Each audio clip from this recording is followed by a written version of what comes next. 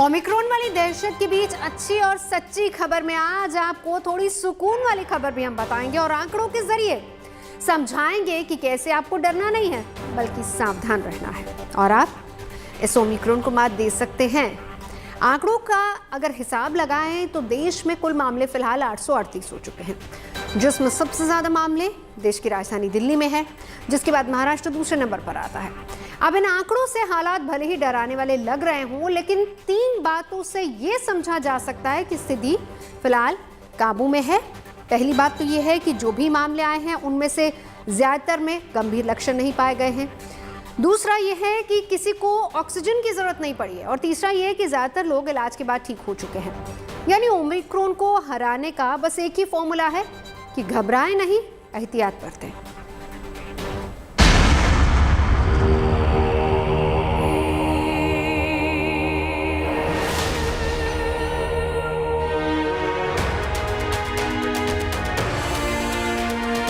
दिल्ली के मुख्यमंत्री भले ही भरोसा दे रहे हों कि कोरोना के मोर्चे पर हालात काबू में हैं, लेकिन कोरोना और ओमिक्रॉन के बढ़ते मामले दिल्ली वालों की चिंता बढ़ाने वाले हैं। मंगलवार को कोरोना के करीब 500 नए केस मिले, तो वहीं अब तक ओमिक्रॉन के मरीजों का आंकड़ा 238 तक जा चुका है।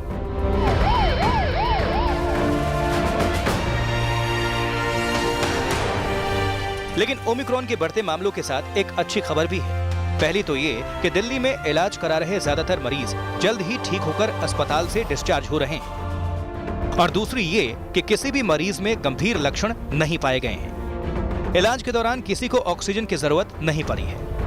पहले के बाद मुकाबले में अभी तक देखो जितना एक्सपीरियंस है, जो लोग ठीक होकर अस्पताल से घर गए हैं ओमिक्रॉन के, अभी तक एक भी पेशेंट को ऑक्सीजन लगानी नहीं पड़ी है जो ओमिक्रॉन से पॉजिटिव रहे हैं और सभी लोग बिल्कुल ठीक होकर चले गए हैं। तो अभी तक काफ़ी डॉक्टर्स का, स्पेशलिस्ट का, एक्सपर्ट्स का ये कहना है कि डेल्टा के मुकाबले में ये काफ़ी थोड़ा सा हल्का है।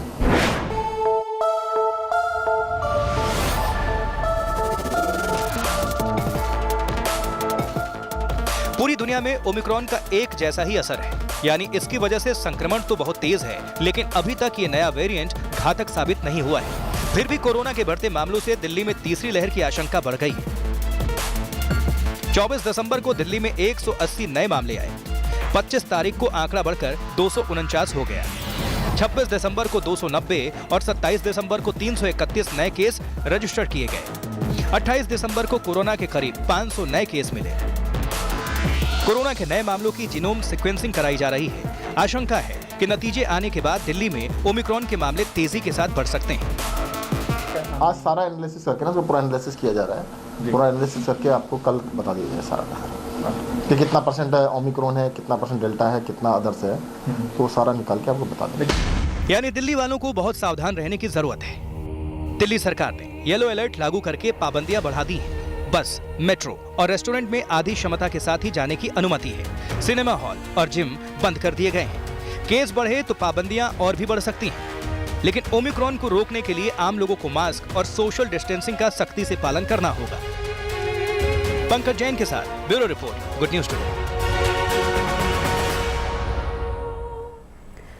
ओमिक्रॉन की रफ्तार इतनी तेज है कि 2 महीने में ही ये नया वेरिएंट दक्षिण अफ्रीका से दुनिया के 119 देशों तक पहुंच गया। ओमिक्रॉन डेल्टा वेरिएंट की तुलना में 5 से 7 गुना तेजी से फैल रहा है और बड़ी आबादी इसकी चपेट में आ रही है। भारत में भी इसकी वजह से जल्दी ही तीसरी लहर की आशंका है। जाहिर है कि ओमिक्रॉन को लेकर चिंता है, लेकिन एक शुभ संकेत है। जानकार ये मान रहे हैं कि ओमिक्रॉन के साथ ही महामारी की गंभीरता खत्म हो सकती है, यानी कोरोना सर्दी जुकाम की तरह बीमारी होकर रह जाएगा। जानकार किस आधार पर यह दावा कर रहे हैं, हम आपको ये भी समझाते हैं। ओमिक्रॉन की रफ्तार को देखते हुए अंदाजा लगाया जा रहा है कि नया वेरिएंट 3 से 4 हफ्तों में दुनिया भर में डेल्टा की जगह ले लेगा। अब अगर ऐसा होता है तो दुनिया भर में कोरोना की वजह से रोज होने वाली मौतों में तेजी से गिरावट आ सकती है। ओमिक्रॉन अमेरिका और ब्रिटेन जैसे देश जहां ओमिक्रॉन के 80% से ज्यादा केसेस मिलने लगे हैं, वहां रोज होने वाली मौतों में गिरावट आने भी लगी है। 2 दिन पहले पूरी दुनिया में कोरोना के 14.5 लाख मरीज मिले और करीब 6,500 मरीजों की मौत हुई है, जबकि 2 महीने पहले जब रोजाना करीब 7 लाख मामले आ रहे थे, रोज 7,317 मौतें हो रही थी। यानी ओमिक्रॉन की वजह से बेशक केस बढ़ गए हैं, लेकिन मौत का आंकड़ा कम हो रहा है। और सबसे बड़ी बात यह है कि ओमिक्रॉन दुनिया के 119 देशों में है, लेकिन 115 देशों में ओमिक्रॉन से एक भी मौत नहीं हुई है। यानी ओमिक्रॉन डेल्टा की तरह घातक नहीं है। पहली बात, अमेरिका में रोज मिलने वाले कोरोना के मरीज दोगुने हो गए हैं, लेकिन अस्पताल में भर्ती होने वालों की संख्या लगातार घट रही है। यानी संक्रमित होने वालों को अस्पताल की जरूरत फिलहाल नहीं है।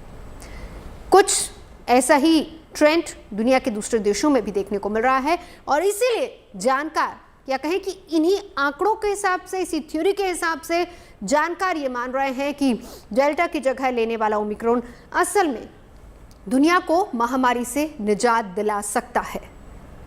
यह वायरस आने वाले समय में कैसा बर्ताव करेगा, क्या प्रभाव डालेगा, इसका आकलन जरा मुश्किल होता है। नेचुरल कोर्स ऑफ एपिडेमिक्स जो देखा गया है कि 2 से 5 साल तक चलते हैं। प्रथम 2 वर्ष में तीव्र होते हैं और उसके बाद इसकी मारक क्षमता मध्यम या शुष्क होती जाती है। इंसानों की रोग प्रतिरोधक क्षमता और वैक्सीनेशन के सहारे से भी इस वायरस का प्रभाव देखा जाएगा कि आने वाले वक्त में कम होता जाएगा, इसकी मारक क्षमता कम होती जाएगी, ऐसा मेरा मानना है और ऐसी मेरी प्रार्थना है।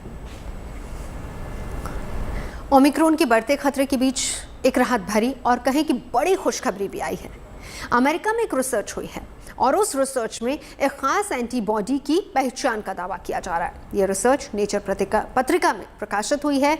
वैज्ञानिकों का दावा है कि जिस एंटीबॉडी की पहचान की गई है वो ओमिक्रॉन वेरिएंट को ब्लॉक करने में सक्षम है। दावा तो वैसे यहाँ तक किया जा रहा है कि भविष्य के वेरिएंट पर भी ये एंटीबॉडी असरदार साबित होगी।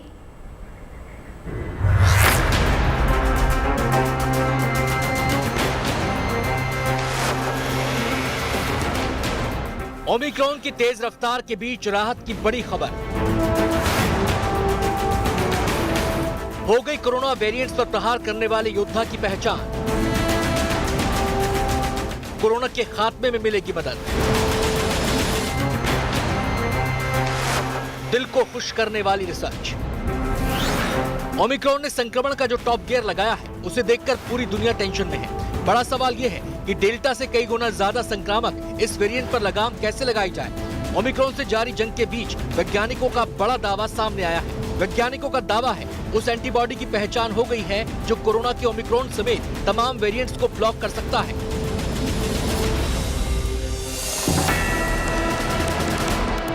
अमेरिका में हुई रिसर्च, यूनिवर्सिटी ऑफ वॉशिंगटन के स्कूल ऑफ मेडिसिन की रिसर्च, नेचर पत्रिका में प्रकाशित हुई रिसर्च में खास एंटीबॉडी की पहचान हुई। यह एंटीबॉडी वेरिएंट्स के उन हिस्सों को टारगेट करता है जो बदलते नहीं हैं। म्यूटेशन के बाद भी वेरिएंट्स के हिस्से नहीं बदलते। रिसर्च करने वाले वैज्ञानिकों का दावा है कि एंटीबॉडी केवल ओमिक्रॉन वेरिएंट पर ही नहीं बल्कि भविष्य में आने वाले वेरिएंट्स पर भी प्रभावी होगी।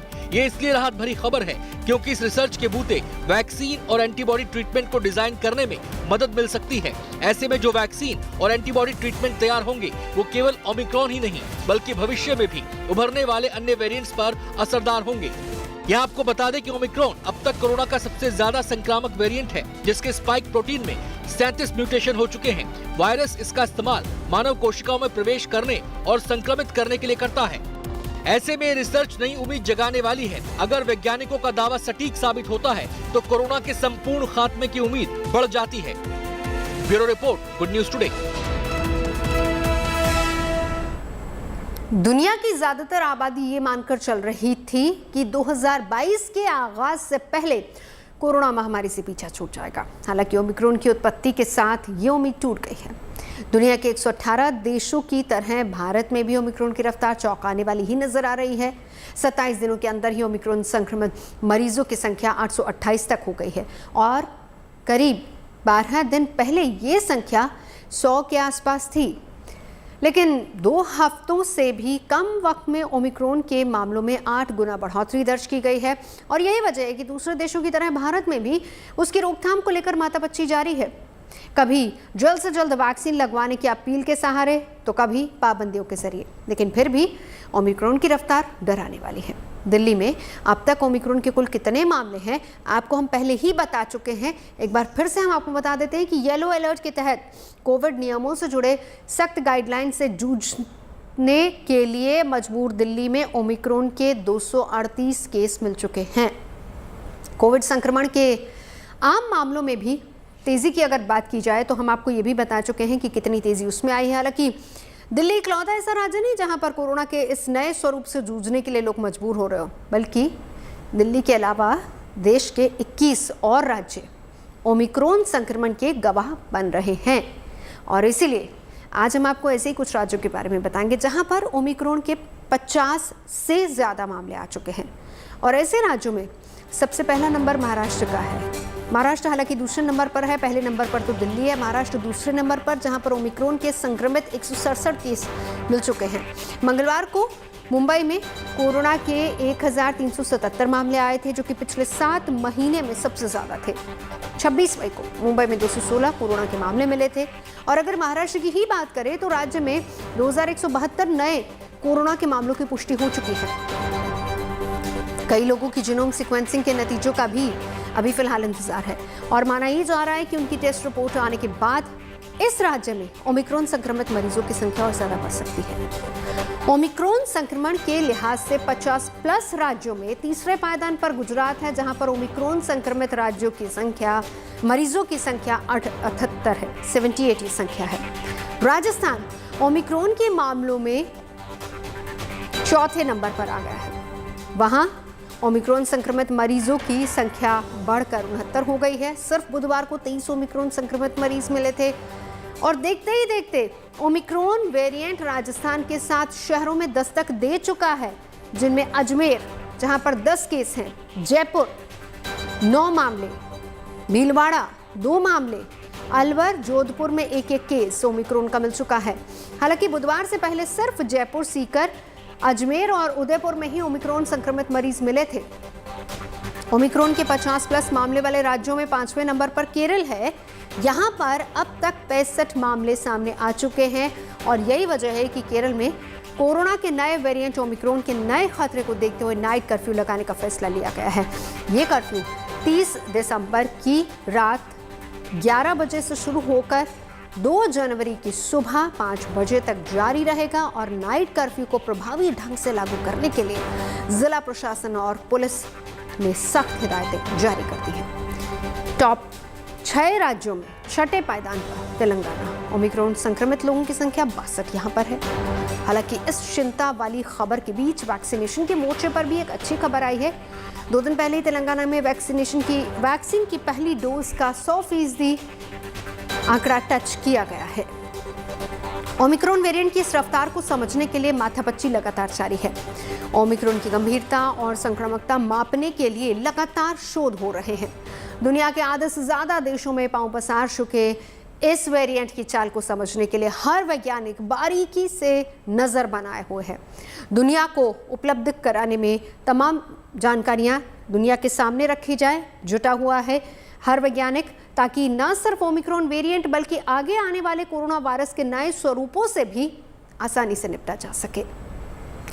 ऐसे वक्त में जब एक्सपर्ट्स ओमिक्रॉन वेरिएंट की वजह से तीसरी लहर की आशंका जता रहे हैं, उनकी तरफ से तरह तरह की आशंकाओं के बीच भी काफ़ी लोग बेपरवाह होकर घूम रहे हैं।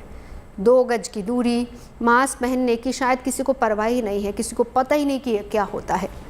तब हमारे लिए भी ये ज़रूरी हो जाता है कि स्वास्थ्य व्यवस्थाओं से जुड़े हालात का जायज़ा लिया जाए, ताकि तीसरी लहर में बेहतर से बेहतर इलाज के लिए लोगों को दर दर की ठोकरें न खानी पड़े।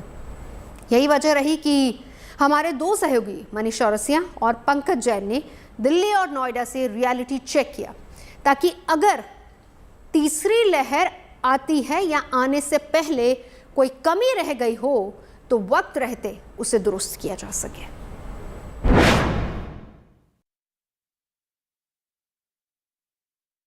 राजधानी दिल्ली में लगातार ओमिक्रॉन के मामले बढ़ते जा रहे हैं और बढ़ते हुए मामले आपको और हमको चिंता में डाल रहे हैं। लेकिन इस बीच आपको जो तस्वीरें हम आपको दिखाने जा रहे हैं वो ये बताती हैं कि ओमिक्रॉन से निपटने के लिए राजधानी कितनी तैयार है। तो इस वक्त हम दिल्ली के LNJP अस्पताल में मौजूद हैं और तस्वीरों में आप एक ऑक्सीजन प्लांट देख रहे हैं। आपको बताएं कि कोविड की दूसरी लहर में LNJP की ऑक्सीजन प्लांट की जो क्षमता थी वो महज 5 टन थी, लेकिन अब ये क्षमता 10 गुना ज़्यादा हो चुकी है। LNJP अब खुद हर रोज़ 55 टन ऑक्सीजन जनरेट करता है। LNJP में फ़िलहाल 2000 बेड हैं, इनमें से 900 ICU बेड हैं। इसके अलावा जितने भी दूसरे बेड हैं उन सब में भी ऑक्सीजन सप्लाई की कनेक्टिविटी दी गई है, मतलब हर बेड पर ऑक्सीजन की सुविधा मिलेगी। पूरी दिल्ली की हम बात करें तो पूरी दिल्ली में इस वक्त 98 ऑक्सीजन प्लांट बनकर तैयार हो चुके हैं। इनमें से 83 एक्टिव मोड में हैं, जबकि 15 प्लांट 15 जनवरी से तैयार हो जाएंगे। कहने का मतलब ये है कि दिल्ली में फ़िलहाल जो ऑक्सीजन प्लांट की संख्या पहले हुआ करती थी, जो कैपेसिटी पहले हुआ करती थी, उससे कहीं ज़्यादा आगे बढ़ चुके हैं। सुविधाएं बेहतर हुई हैं, लेकिन फिर भी जनता से अपील यही की जाती है तो कोविड के तमाम प्रोटोकॉल्स का पालन ज़रूर करें ताकि स्थिति ऑक्सीजन तक पहुँचे ही ना।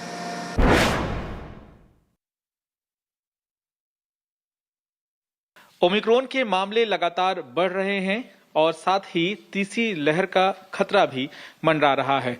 इस वक्त हम मौजूद हैं पूर्वी दिल्ली के CWG विलेज में और यहाँ पर बेड्स की व्यवस्था की जा रही है ताकि अगर अचानक से मामले बढ़ जाएं तो मरीजों को यहाँ भर्ती किया जा सके।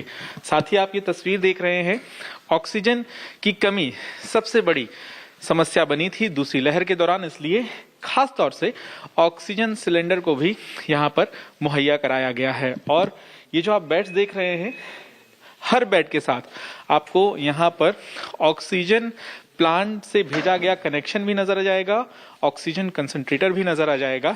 तस्वीरों के जरिए भी हम आपको दिखाते हैं। ये देखिए नर्सिंग स्टेशन है, यहाँ पे स्टाफ तैयार है, यहाँ दवाइयाँ हैं और जो भी इलाज से जुड़ी हुई ज़रूरत होती है वो सब यहाँ पर रखी गई है। और इसके अलावा जो सबसे अहम है, कोई भी मरीज यहाँ पर पहुँचेगा, उसकी हार्ट बीट कितनी है, उसका पल्स रेट क्या है, उसका ऑक्सीजन लेवल क्या है, तो यहाँ पर एक अलग काउंटर तैयार किया गया है। यहाँ पर खास तौर पर ये मशीन रखी गई है और यहाँ पर रजत जैन हैं जिन्होंने इन तमाम तैयारियों को अंजाम दिया है। जिला प्रशासन के साथ मिलकर डॉक्टर्स फॉर यू की तरफ से यहाँ पर तमाम तैयारियों को अंजाम दिया जा रहा है।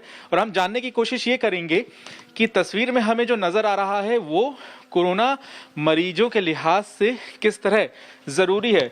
रजत, हम आपसे ये जानना चाहेंगे कि यहाँ पर क्या क्या इंतज़ाम है। हमने बाहर देखा कि ऑक्सीजन प्लांट लगे हुए हैं, ऑक्सीजन प्लांट से कनेक्शन क्या सीधे बेड तक है? हाँ, देखिए, अगर आप ये देखेंगे तो ये ऑक्सीजन पाइपिंग्स है। हाँ। और ये oxygen pipe directly patient bed तक आई हुई है ताकि जिस पेशेंट को 24 आवर ऑक्सीजन है तो हमें फिलिंग ऑफ ऑक्सीजन सिलेंडर के ऊपर 100% डिपेंडेंट ना रहना पड़े। तो लगभग 200 से 300 बेड्स ऐसे बनाए गए हैं जिनके ऊपर ये ऑक्सीजन पाइपिंग जो हमारी जो बाहर 3 ऑक्सीजन प्लांट्स हैं उनके साथ कनेक्टेड है। दिल्ली में हम आपको ये भी बता दें कि 5 महीने के बाद केसेस बढ़ रहे हैं और जिस तरह से कोरोना के मामले भी बढ़ रहे हैं, ओमिक्रॉन के मामले भी बढ़ रहे हैं, ऐसे में तैयारियों को अंजाम दिया जा रहा है ताकि अगर ज़रूरत पड़े तो इन अस्थायी अस्पतालों में मरीजों को भर्ती किया जा सके और तुरंत इलाज शुरू किया जा सके। कैमरामैन आलोक दास के साथ पंकज जैन, दिल्ली, आज तक।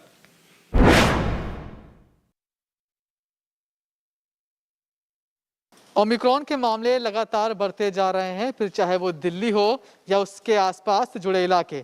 नोएडा में भी लगभग 6 महीने बाद एक दिन में 28 से ज़्यादा मामले सामने आए हैं कोविड पॉजिटिव के। ये खबरें परेशान करने वाली हैं, लेकिन ऐसी खबरों के बीच भी राहत कब मिलती है? राहत तब मिलती है जब आप ये बता पाते हैं, ये दिखा पाते हैं कि व्यवस्था कितनी तैयार है आने वाले संकट से निपटने के लिए। इस वक्त हम नोएडा के एक ऑक्सीजन प्लांट पर मौजूद हैं और आपको बताएं कि कोविड की दूसरी लहर के पहले नोएडा के पास अपना खुद का कोई भी ऑक्सीजन प्लांट नहीं हुआ करता था, लेकिन आज की तारीख में नोएडा के पास 17 ऑक्सीजन प्लांट हैं जो कि उनके खुद के हैं। इनमें से 11 ऑक्सीजन प्लांट सरकारी हैं जबकि 6 प्राइवेट हैं। 2 और ऑक्सीजन प्लांट को बनाने का प्रपोजल गया हुआ है, जेवर और भंगेल में उनको बनाया जाएगा और जल्द ही उसके लिए जो स्वीकृति है, अप्रूवल है, वो भी मिल जाएगा। लेकिन जिस तरह से कोविड की दूसरी लहर के पहले एक भी ऑक्सीजन प्लांट यहाँ नहीं था, तब क्या स्थिति थी सबने देखा था। लेकिन इस बार ओमिक्रॉन ने दस्तक देना शुरू ही किया है। मामले लगातार बढ़ जरूर रहे हैं, लेकिन जो तैयारियां हैं वो काफ़ी हद तक कोविड की दूसरी लहर से इस बार बेहतर दिखाई पड़ रही है।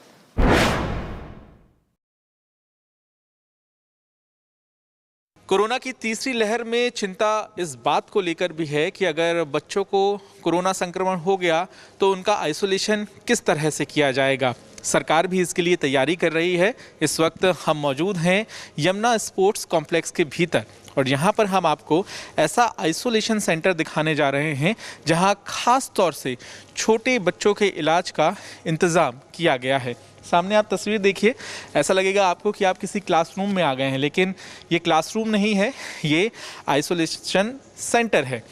हमारे साथ डॉक्टर्स फॉर यू के रजत जैन जुड़ गए हैं जो कि हमें बताएंगे कि क्या मकसद है, क्योंकि इस तरह की तस्वीर हमें स्कूलों में देखने मिलती है, नर्सरी क्लास में। तो जो बच्चे हैं उनका यहाँ पे खास तौर से ध्यान रखा जाएगा और जो केयर करेंगे डॉक्टर, उन्हें क्या हिदायत दी गई है? देखिए पंकज, ये यमुना स्पोर्ट्स कॉम्प्लेक्स में है जो डिस्ट्रिक्ट शादरा के अंदर आता है। और जैसे आपको याद होगा कि वेव 2 में यहाँ पर 800 बेडेड फैसिलिटी, आइसोलेशन कम ट्रीटमेंट फैसिलिटी बनाई गई थी। अभी ये जो कोविड वेव 3 है, अगर हम देखें तो अभी हमें ये नहीं पता, हमें पता ओमिक्रॉन के केसेस बढ़ रहे हैं, बट किस लेवल पे बढ़ेंगे, बच्चों का भी डर लग रहा है। तो दिल्ली सरकार की तरफ से भी और डिस्ट्रिक्ट एडमिनिस्ट्रेशन की तरफ से भी ये पहल की गई है कि अगर बच्चों को जो बीमार हैं, जिनको यहाँ पर आइसोलेशन में रहना पड़े, तो उनका जो मानसिक एक जो हमने नोटिस किया है कि बच्चे बहुत जल्दी हताश हो जाते हैं। वो ज़्यादा बीमार नहीं भी हैं तब भी उनको एक जगह पर रखना अपने आप में एक बहुत बड़ा चैलेंज है। तो बच्चे यहाँ पर जो गंभीर रूप से बीमार नहीं है, जिनको आइसोलेशन करने की ज़रूरत है ताकि वो दूसरे लोगों को संक्रमित ना करें, उनको एक ऐसा एनवायरनमेंट दिया जा सके कि उनको ये लगे कि वो एक प्लेग्राउंड में ही है। हम आपको और तस्वीरें भी दिखा दी, जैसे कि यहाँ पे हम देख सकते हैं काफ़ी कार्टून यहाँ नज़र आ रहे हैं। यहाँ पर जो एक क्लासरूम का माहौल होता है, कुछ बच्चे होते हैं जिन्हें पढ़ना पसंद है या फिर इस तरह से ABCD के साथ खेलना पसंद होता है, वो बच्चे यहाँ पर अपना मन बहला सकते हैं। अच्छी और सच्ची खबर में रुकेंगे एक ब्रेक के लिए। देखते रहिए गुड न्यूज़ टुडे।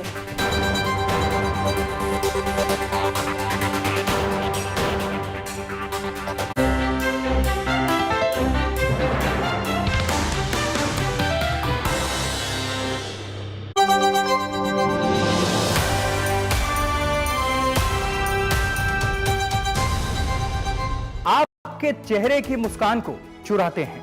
कौन है वो जो उपलब्धियों पर जश्न नहीं मनाते हैं? हम ढूंढ कर लाएंगे उन चेहरों को, गुड न्यूज के गुनहगारों को। मैं आशुतोष चतुर्वेदी पूछूंगा उनसे 7 सवाल, सिर्फ गुड न्यूज टुडे पर।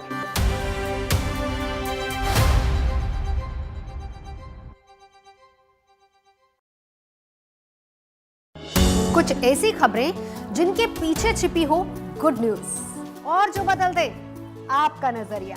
हम लेकर आएंगे ऐसी खबरें, अच्छी खबर, सच्ची खबर, हर रोज रात 8 बजे GNT पर।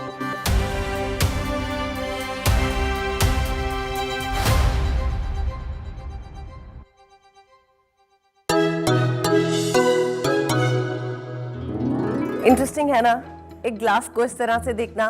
क्या नजर आ रहा है आपको? ग्लास मुझे तो आधा भरा लग रहा है, आपको क्या लगता है? आधा भरा हुआ है। आपको? मुझे तो आधा ग्लास फुल ही नजर आता है। अपना अपना नजरिया और अपनी अपनी सोच। GNT यानी गुड न्यूज टुडे, नई उम्मीद जगाने वाला हिंदी न्यूज चैनल। अगर आप भी अपनी गुड न्यूज हमारे साथ शेयर करना चाहते हैं तो बनाइए अपना वीडियो और भेज दीजिए हमें इस व्हाट्सएप नंबर पर 7669958686 या ईमेल करिए mygoodnews@gntv.com पर। दुनिया अच्छाई पर टिकी है। बुराई तो इंसान को डराती है, लेकिन अच्छाई दुनिया चलाती है। मैं अनंत भट्ट आपके लिए लेकर आऊंगा अच्छी खबरें गुड न्यूज टुडे पर।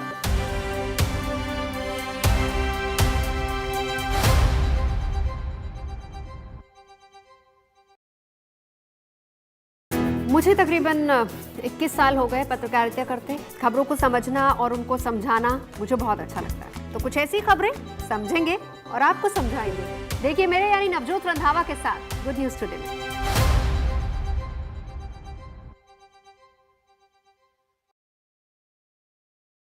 अगर आप भी अपनी गुड न्यूज हमारे साथ शेयर करना चाहते हैं तो बनाइए अपना वीडियो और भेज दीजिए हमें इस व्हाट्सएप नंबर पर 7669958686 या ईमेल करिए mygoodnews@gntv.com पर।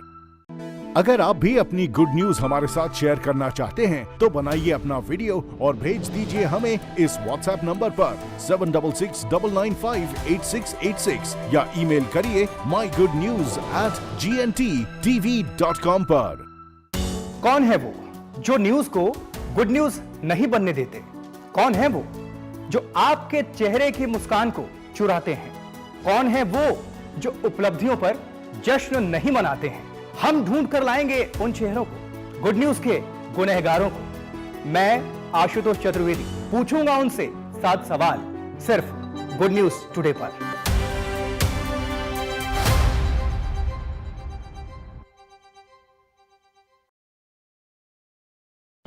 कुछ ऐसी खबरें जिनके पीछे छिपी हो गुड न्यूज और जो बदल दे आपका नजरिया।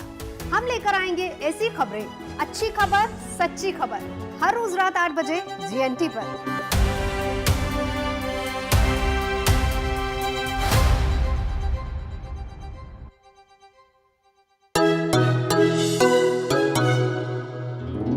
इंटरेस्टिंग है ना, एक ग्लास को इस तरह से देखना। क्या नजर आ रहा है आपको? ग्लास मुझे तो आधा भरा लग रहा है, आपको क्या लगता है? आधा भरा हुआ है। आपको?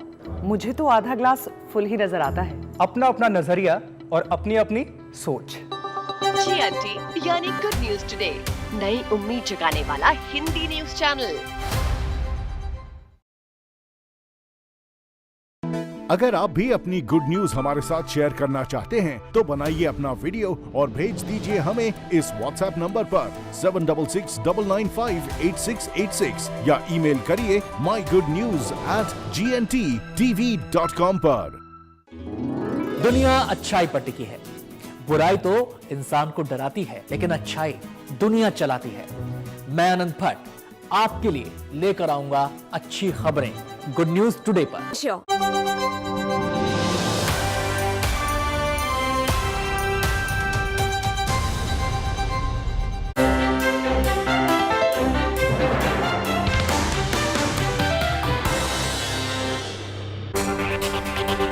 चलिए अब रुक करते हैं अगली अच्छी खबर का।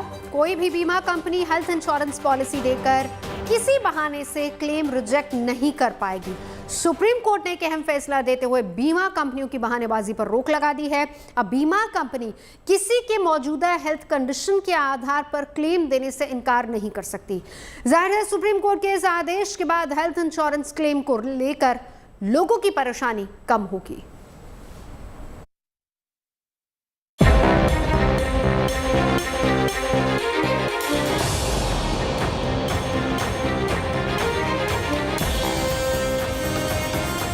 अब नहीं चलेगी बीमा कंपनियों की मनमानी।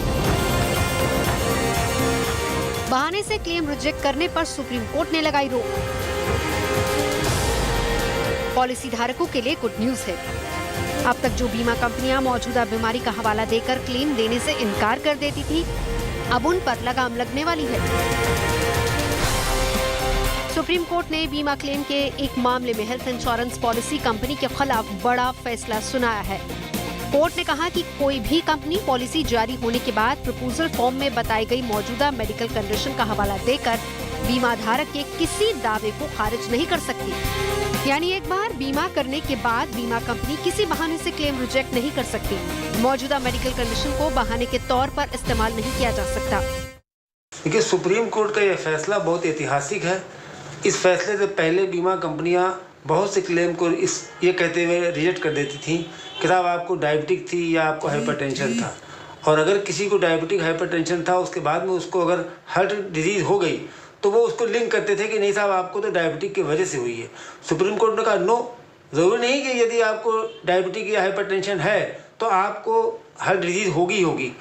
ऐसा भी होता है कि बहुत लोगों को कोई डिजीज़ नहीं है, ना कोई डायबिटिक है, ना कोई हार्ट डिजीज, ना कोई हाइपरटेंशन है, लेकिन उनको फिर भी जो है बीमारी हो जाती है, वो हार्ट डिजीज हो जाती है। तो ये नहीं कहा जाता कंक्लूसिवली कि आपको ऐसा होगा ही होगा। इसलिए न केवल मेडिक्लेम वालों को फ़ायदा पहुंचेगा, बल्कि जिन्होंने लाइफ इंश्योरेंस पॉलिसी ले रखी है उनको भी फ़ायदा पहुंचेगा, क्योंकि उनके भी दावे ऐसे रिजेक्ट किए आते हैं। सुप्रीम कोर्ट के आदेश से पॉलिसी धारकों को बड़ी राहत मिली है, क्योंकि जरूरी नहीं कि पॉलिसी लेने वाले को अपनी बीमारी पहले से ही पता हो। असल में याचिकाकर्ता ने एक बीमा कंपनी से इलाज पर हुए खर्च की मांग की थी, जिसे ये कहते हुए खारिज कर दिया गया कि अपीलकर्ता को हाइपरलिपिडीमिया और डायबिटीज थी, जिसका खुलासा बीमा पॉलिसी खरीदते समय नहीं किया गया था। हालांकि राष्ट्रीय उपभोक्ता विवाद निवारण आयोग ने बीमा कंपनी को सही माना था, लेकिन जब सुप्रीम कोर्ट में मामला गया तो कोर्ट ने फैसला बदल दिया। कोर्ट ने हेल्थ इंश्योरेंस कंपनियों को साफ साफ कह दिया कि इंश्योरेंस कंपनी पॉलिसी धारक के दावे को खारिज नहीं कर सकती। मेडिकल पॉलिसी खरीदने का उद्देश्य अचानक बीमारी या फिर बीमारी के संबंध में क्षतिपूर्ति की मांग करना है, जो गलत नहीं है।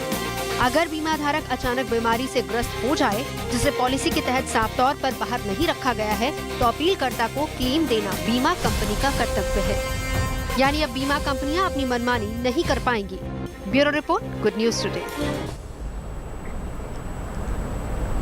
साल खत्म होने वाला है, लेकिन साल खत्म होने से पहले वो जरूरी काम जरूर निपटा लें जिसकी आखिरी तारीख 31 दिसंबर यानी 31 दिसंबर है। अगर आप अभी तक ITR फाइल नहीं कर पाए हैं तो जल्दी से कर लीजिए। PF होल्डर्स अपने अकाउंट में नॉमिनी तो जोड़ ही लें, जिससे आपको नए साल में कोई परेशानी का सामना न करना पड़े। हम आपको विस्तार से बताते हैं कि 31 दिसंबर से पहले कौन कौन से ज़रूरी काम आपको निपटा लेने हैं। तो सबसे पहला काम है ITR फाइल करने का। फाइनेंशियल ईयर 2020-21 के लिए 31 दिसंबर तक इनकम टैक्स रिटर्न यानी कि ITR फाइल ज़रूरी करना है। अगर आप समय से ITR फाइल कर देते हैं तो फिर आपको पेनल्टी नहीं देनी होगी, इससे आप बच जाएंगे। ITR के साथ ही इस महीने की आखिरी तारीख तक ऑडिट रिपोर्ट को भी फाइल करना ज़रूरी है। जिसकी सालाना कमाई 10 करोड़ रुपए से ज़्यादा है, उन्हें इनकम टैक्स रिटर्न के साथ ही एक ऑडिट रिपोर्ट भी फाइल करनी होती है। Architect, engineer, doctor, film actors, वकील, टेक्नीशियंस जैसे प्रोफेशनल्स को तो 50 लाख रुपए से ज़्यादा इनकम टैक्स पर ही ऑडिट रिपोर्ट देनी होती है। और साल 2020-21 के लिए ऑडिट फाइल करने की अंतिम तारीख 31 दिसंबर ही है। इसीलिए बिजनेसमैन इस बात का खास ख्याल रखें कि उन्हें वित्त वर्ष 2020-21 में समय रहते ऑडिट रिपोर्ट फाइल कर देनी है। और तीसरा ज़रूरी काम सबसे ज़्यादा ज़रूरी है और इसकी वजह से ज़्यादातर लोग जो नौकरी करते हैं उन्हें ही फ़ायदा होगा। उनकी कमाई का कुछ हिस्सा EPFO में भी जाता है और इस पैसे को आप ले सके और आपके न रहने पर आपके परिजन इस पैसे को ले सके, इसके लिए कर्मचारी भविष्य निधि संगठन यानी कि EPFO ने सभी PF खाता धारकों को नॉमिनी जोड़ने के लिए कहा है। EPFO ने नॉमिनी जोड़ने की आखिरी तारीख 31 दिसंबर 2021 तय की है और अगर आप 31 दिसंबर तक अपने PF खाते में नॉमिनी नहीं जोड़ते हैं तो आपको कई मुश्किलों का सामना करना पड़ सकता है। और अगर आप इस काम को जल्दी निपटा लें तो बहुत अच्छा होगा। आसानी से आप ऑनलाइन जाकर इस काम को निपटा सकते हैं। ये नियम इसलिए बनाया गया है क्योंकि नामांकन करने से EPF सदस्य की मृत्यु होने पर PF का पैसा कर्मचारी पेंशन योजना और कर्मचारी जमा लिक्विड बीमा योजना का लाभ पेंशनधारी के परिजनों को आसानी से मिल सकता है। इसके अलावा नया साल यानी कि 2022 अपने साथ बहुत सारे बदलाव भी लेकर आ रहा है। इन बदलावों का असर आपकी ज़िंदगी पर ज़रूर होगा। बताएं कि 1 जनवरी से ATM से पैसा निकालना और कपड़े, फुटवेयर्स खरीदना महंगा होने वाला है। विस्तार से हम आपको बताते हैं क्या कुछ महंगा होने वाला और बदलाव क्या होंगे। RBI ने फ्री ट्रांजैक्शन के बाद कैश निकालने पर लगने वाले चार्ज को बढ़ाने की मंजूरी दे दी है। फिलहाल बैंक ग्राहकों से 20 रुपये प्रति ट्रांजैक्शन का चार्ज वसूलते हैं, लेकिन इसमें टैक्स शामिल नहीं है। और अब आरबीआई के नए नियम के मुताबिक बैंक अपने ग्राहकों से प्रति ट्रांजैक्शन 20 की जगह 21 रुपए ले सकेंगे। ये नियम 1 जनवरी से लागू होने वाला है। आर्थिक मोर्चे पर अच्छी खबर, लेकिन ये नया नियम आम जनता की जेब पर भारी पड़ने वाला है। 1 जनवरी से कपड़े और फुटवेयर 12% जीएसटी इन पर लगेगा, महंगे हो जाएंगे। भारत सरकार ने कपड़ा, रेडीमेड और फुटवेयर पर 7% जीएसटी बढ़ा दी है। वहीं ऑनलाइन तरीके से ऑटो रिक्शा बुकिंग करने पर भी आपको 5% टैक्स देना होगा। ये 5% जीएसटी लगेगा। यानी ओला, उबर जैसी app based cab service providers platform से ऑटो रिक्शा बुक करना अब महंगा हो सकता है, हो जाएगा 1 तारीख से। हालांकि ऑफलाइन तरीके से अगर आप ऑटो रिक्शा बुक करते हैं तो फिर किराए में कोई बदलाव नहीं होगा, उसे टैक्स से बाहर रखा गया है। नए साल से एक और बड़ा बदलाव होने वाला है जो कि आम लोगों की जेब से ही जुड़ा हुआ है। ये भी आपको बता देते हैं, जो लोग नए साल में गाड़ी लेने के लिए सोच रहे हैं उनके लिए ये जानना बहुत ज़रूरी है कि नए साल से गाड़ियाँ महंगी होने वाली हैं। Maruti Suzuki, Renault, Honda, Toyota और स्कोडा समेत लगभग सभी कार कंपनियों की कार खरीदने के लिए आपको ज़्यादा कीमत चुकानी होगी। टाटा मोटर्स 1 जनवरी 2022 से कमर्शियल व्हीकल की कीमत में 2.5% का इजाफा करने वाली है। तो वहीं बैंक से पैसे निकालने और जमा करने पर भी चार्ज लगेगा। इंडिया पोस्ट पेमेंट बैंक के खाताधारकों को 1 जनवरी से अब तय सीमा से ज़्यादा कैश निकालने और डिपॉजिट करने पर भी चार्ज देना होगा। बेसिक सेविंग अकाउंट से आप हर महीने 4 बार कैश फ्री में निकाल सकते हैं और इसके बाद अगर आप कैश निकालते हैं तो फिर हर बार आपको 0.50% चार्ज देना होगा, जो कि कम से कम 25 रुपये होगा। हालांकि बेसिक सेविंग अकाउंट में पैसा जमा करने पर कोई चार्ज नहीं लगेगा, लेकिन अगर बेसिक सेविंग अकाउंट से आपका के अलावा दूसरे सेविंग अकाउंट्स और करंट अकाउंट हैं तो फिर 10,000 रुपये तक जमा करने पर कोई शुल्क नहीं देना होगा। लेकिन अगर आप 10,000 रुपये से ज़्यादा पैसा जमा करते हैं तो आपको 0.50% शुल्क लगाया जाएगा, जो कि कम से कम 25 रुपये प्रति लेन देन होगा। और बचत और चालू खातों से हर महीने 25,000 रुपये तक फ्री में कैश निकाला जा सकता है और उसके बाद हर ट्रांजैक्शन पर 0.50% चार्ज देना होगा आपको। ये कुछ ऐसे बदलाव हैं जो कि 1 जनवरी को होने वाले हैं और उससे पहले आपको क्या करना है ये भी हमने आपको बताया। और अब बारी है आज की सबसे दिलचस्प तस्वीर की, जो कि कांग्रेस की महासचिव प्रियंका गांधी से जुड़ी हुई है। उत्तर प्रदेश के चुनावों में कांग्रेस पार्टी की राजनीतिक संभावनाओं को रफ्तार देने के लिए प्रियंका गांधी रह रहकर राज्य का दौरा कर रही हैं। लड़की हूँ लड़ सकती हूँ अभियान के तहत कांग्रेस नेता प्रियंका आज चूड़ियों के शहर फिरोजाबाद पहुंची, जहां पर उन्होंने चूड़ी उद्योग से जुड़ी सितारा जाटव नाम की एक महिला से मुलाकात की और इस मुलाकात के दौरान प्रियंका की ममता वाली तस्वीर भी देखने को मिली। महिला से बात करने के दौरान प्रियंका गांधी उसके बच्चे के कपड़ों को तह करती नजर आई, तह लगाती नजर आई। इस दौरान प्रियंका महिला से चूड़ी बनाने में लागत और उससे होने वाली आमदनी को लेकर भी सवाल कर रही थी, जबकि चूड़ी उद्योग से जुड़ी सितारा जाटव ने प्रियंका गांधी को चूड़ी बनाना सिखाया भी।